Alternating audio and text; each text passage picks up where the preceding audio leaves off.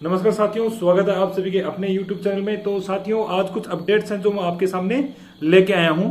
तो पहली अपडेट ये है कि जो वेटिंग के बारे में अगर मैं बात करना चाहूंगा, पहली अपडेट की, अगर केवी का रिजल्ट टाइम पे नहीं आता है और नहीं भी आया है, देखो मैं जहां तक मानता हूं अभी तक टाइम पे नहीं आया है, जिस टाइम पे आना चाहिए था उस टाइम पे नहीं आया है, तो वेटिंग में हमें लॉस हो सकता है। क्यों हो सकता है? क्योंकि साथियों वेटिंग है वो नवंबर में आने की पूरे चांसेस है कि नवंबर में आपको नवोदय विद्यालय समिति के पीजीटी और टीजीटी की वेटिंग आपको देखने को मिलेगी, पूरे चांसेस है।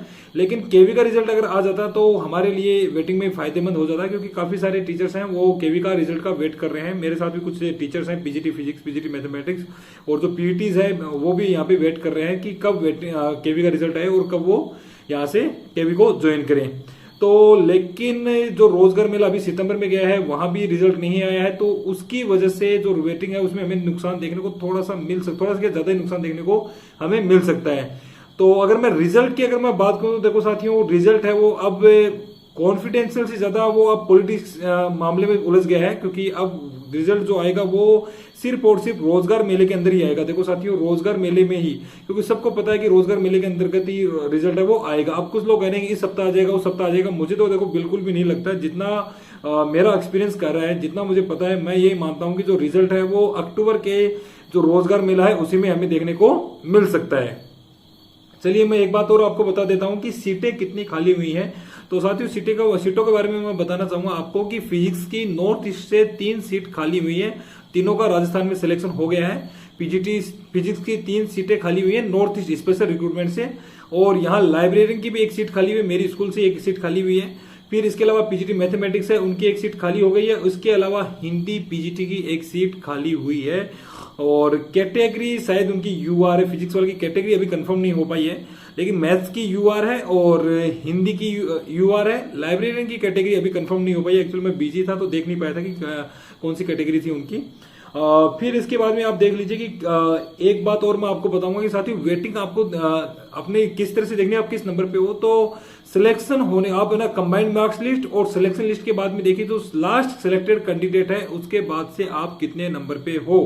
कुछ कैंडिडेट्स क्या कर रहे हैं कि ओबीसी और जैसे मान लो कि कोई कैंडिडेट जनरल का है तो वो क्या कर रहा है कि ओबीसी और ईडब्ल्यूएस उनको भी वेटिंग में काउंट कर रहा है। फिर कह रहा है कि सर मैं 15 नंबर पे हूं, मैं 20 नंबर पे हूं, लेकिन वो देखो ना कि वो ईडब्ल्यूएस या ओबीसी वाला है, क्या वो अपनी कैटेगरी में सिलेक्ट हो चुका है। अगर वो अपनी कैटेगरी में सिलेक्ट हो चुका है तो आपको घबराने की बिल्कुल जरूरत नहीं है, उनको आप कंपटीशन से निकाल दीजिए, आप वेटिंग में वहीं पे रहोगे।